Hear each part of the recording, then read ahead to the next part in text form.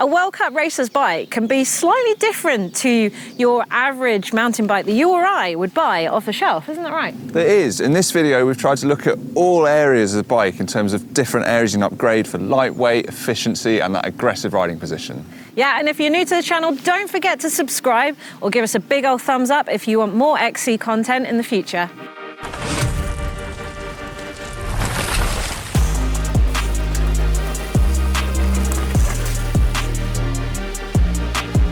A lot of the upgrades we typically see on a cross-country racing bike do fall into these three areas, which would be lightweight, mechanical efficiency, and ride characteristics. And a lot of the time, these can be implemented independently. You could have a light bike and you change the riding position. Sometimes they're going to require a bit of compromise between the two, and you can choose which one to prioritize. Grips may seem like a very tiny way of saving weight, but every little helps and it all starts to add up. These Ergon GXRs are only 90 grams, including the end cap. But I think they're an upgrade for smaller hands as well, because you don't have the inner circle of a lock-on grip with that extra millimeter of plastic in the center. I find them a lot comfier as well. You can get other foam grips and silicone grips that do offer a lot more comfort too, but they can be a little bit slippery in the wet when it's raining, so do bear that in mind. Another component on the bike where you can typically see a pretty big weight saving for short, aggressive XC races is the saddle. I've got a pretty sort of normal looking saddle here with a decent amount of padding because I tend to use this bike for all sorts of riding, those all-day marathon style rides as well, where the padding does begin to have an impact. But for racing for an hour and a half, as long as it's the right shape, the body position is set up right, you've got your bike fit dialed, you can run a really stripped back light carbon saddle. It could drop it down to under 100 grams a lot of the time, and it's still going to be comfortable for racing. If, unlike me, you've decided to go for a full suspension XC bike, you can find that if you've got lockouts on both the front and the rear and you've got a dropper, you'll end up with 3 levers, maybe even 6, depending on how yours operates. So that can be adding some weight to the front of your cockpit, but also adding some mess. So do check out some of the hacks that we've seen on the World Cup circuit, which is using grip shift in order to actuate droppers and lockouts, and it tidies things up nicely and does save a little bit of weight. Brake rotors, that now forces a decision. Do you want to save as much weight as possible, or do you want to have a bit more braking power, a bit more heat dissipation, like the ones I've got on my Canyon, which have the cooling fins on the inside, and it's a 160 rotor, so I've still got that braking power. However, on a lot of race bikes, you might see a specialist lightweight XC rotor, maybe from Ashima, Clark's, TRP, and there it might be a 140, it's going to be super light, and you might even see maybe only 3 rotor bolts holding that to the hub, which I wouldn't recommend unless you're trying to save that extra 2 grams. So as you can see, I've got direct mount disc rotors here, but if you have the choice, if you're building them up, a 6-bolt rotor can actually be up to about 100 grams lighter than the direct mount. And also, when you go for those 6 bolts, you could even swap out those steel bolts for titanium, which not only look pretty, but they can save about 60% in weight over the steel counterpart. The dropper seat post on your bike is another area where you begin to have to compromise on ride performance and weight saving. Obviously, the lightest thing possible is to have a straight post like on Anna's Canyon Hardtail, but if you do want that extra little bit of comfort and kind of energy saving that a dropper will give you, there's a lot of different posts we see at the races that really push that to the max. In contrast to running a really light, specific cross-country lightweight dropper post, sometimes you see people choosing to run an electronic post. There's a few different manufacturers available, of course, but reasons for that are twofold. Firstly, I raced with one last year. I really liked how quick it was, because for technical sections where you're in and out of the saddle and you're raising and lowering your post, having that snap rise up of the post to be immediately back in the saddle, actually, I found that really helpful. And the other main thing in terms of sort of performance and ride characteristics is being able to swap it out in terms of a mechanical, which you can't do with a cabled post, of course, but you see people, their post might fail for whatever reason, they can pull into the pits, swap it out for a new dropper, and it doesn't impact their race quite as sort of drastically. Stripping the paint off your frame may be the scariest upgrade out there, but our friend Danger Home claims that you could save up to 150 grams by removing the paint from your frame. I would get a professional to do this, and do note that your manufacturer's warranty will almost certainly be done with you if you do this. So as an alternative, if you're buying a new bike, do keep an eye out for some of the brands that will offer you a raw option to save weight. Holding your super light fancy dropper or straight post in place on the Ultimate XC machine really should be the maximal light seat post clamp. It sounds a bit mad, but there are all these tiny little individual brands bringing in seat post clamps that the lightest one that I managed to find online was 6 grams. I wouldn't necessarily trust it for anything more than just on race day, but combined with the titanium bolts we're talking about, it's another niche little area where you can just eke out the most on the scales. A one-piece cockpit or a bar and stem that are joined together can save weight, and it certainly looks really sleek and really fast and aero, and I like the tidiness of this. But it does affect the adjustability going forward. So if you think you need to have a different stem length for different races, or maybe you want to change the angle of the drop on your stem, then it means replacing the entire cockpit. You can't just change the stem. So this leads us on to the next point, which is those ride characteristics. We've been talking about how to make your XC bike as light as possible in all these different little areas, but then there's a whole host of other things you can do to affect how it rides, those characteristics that tie into racing. And one of the main things you see, it links in from what Anna's just been speaking about the front end, the cockpit being a one piece. You can see the really slammed, really aggressive negative stems on a lot of bikes, especially on the World Cup circuit. To kind of drop that front end even further for climbing, because you're going to spend a lot of the time, especially in a race, climbing rather than descending. Open up your hip angle for steep climbs, just get you a bit more in touch with the front wheel. It's a massive thing in XC. So handlebar width is, well, quite a specific thing to each rider, and there is no magic formula, but we have seen a lot of riders cutting them down to particularly short lengths. So I'm running 740s right now. We've seen some riders in the Cape Epic running as small as 700mm bars.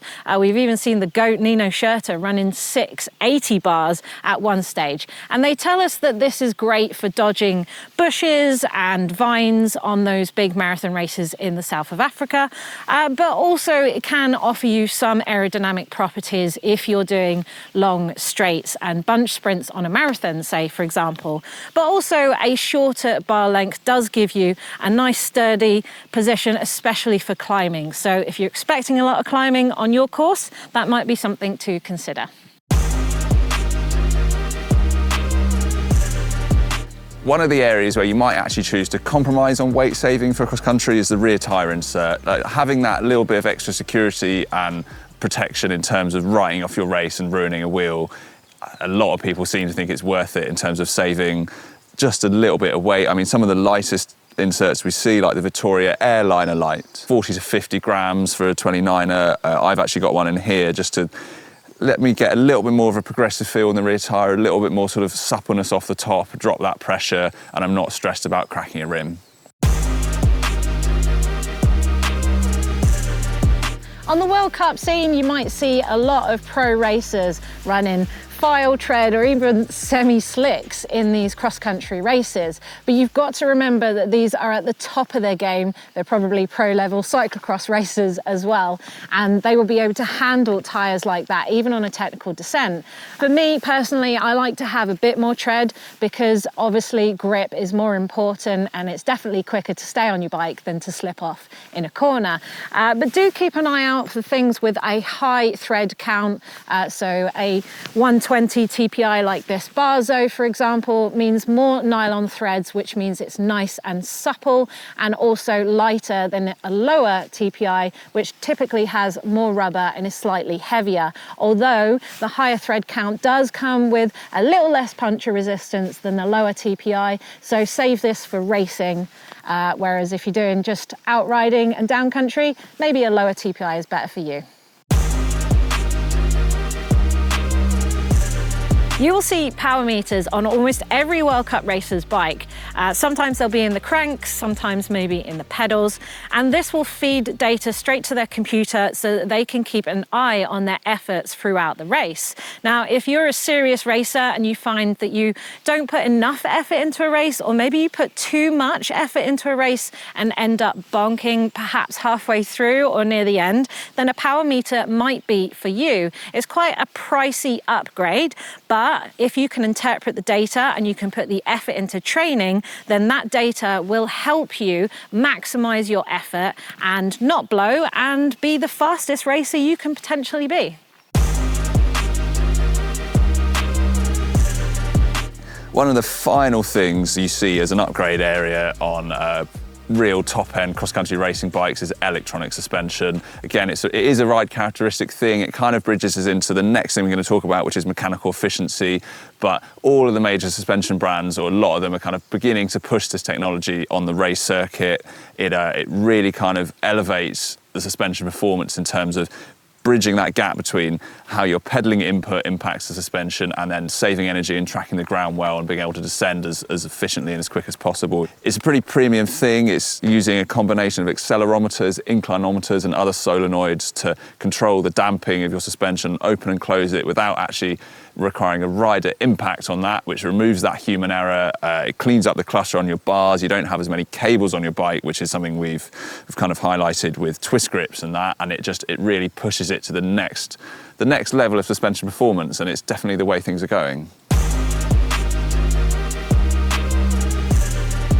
If you find yourself racing in glorious weather like this on a regular basis, you'll know that you get covered in mud, and not only does that make your drivetrain really inefficient and slow and possibly skipping gears, it also covers your frame with grams or ounces of mud. And if you spent a lot of money on a flyweight bike, then falling short at this stage and getting covered in mud and weighing it down is super annoying. What you can do is purchase things like a ceramic coating, which actually helps the mud fall off and the water beads off as well. So you might actually be able to keep that flyweight bike just with a little coating. If you're really pushing the envelope with saving watts, then you want to consider some better bearings, say in your bottom bracket and even in your jockey wheels, for example. You can get ceramic speed bearing upgrade kits. You can even get lower arms for your derailleur, say from Kogel, Ceramic Speed or Absolute Black, that give you oversized pulley wheels as well as ceramic coated bearings in there. And we've seen things like this at Eurobike in the past, and we can play around and you can tell just by spinning the cranks how much quicker and how much less resistance you get with that kind of product. One of the most important areas in terms of mechanical efficiency is, of course, your drivetrain and transferring that power through the bike as an efficient way as possible.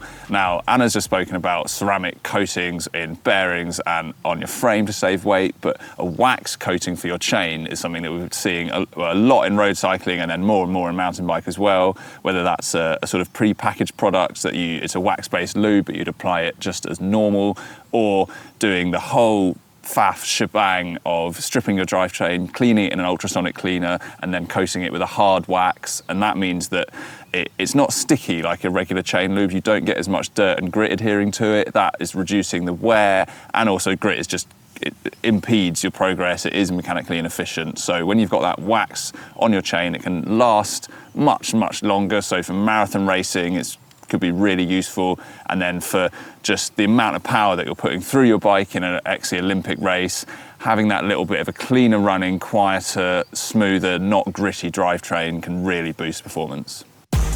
So there you have it. That I sat down to think of basically all possible ultimate upgrades that I could do on an XC bike, what I've seen over the years, what you see in the tech galleries for lightweight bikes that are going to ride as efficiently as possible and suit the characteristics of an XC race. It is worth saying this is the ultimate upgrades, right? This is no holds barred, don't hold back, rinse your bank account, compromise on durability and just make that ultimate race machine. And I think I wouldn't necessarily do this to an everyday ride. No, but have you guys used any of these tricks that we've mentioned today? Let us know down in the comments below what you thought of them, and have we missed any? Is there any tricks out there that you swear by in terms of saving weight or having a more efficient race bike? Let us know down in the comments below.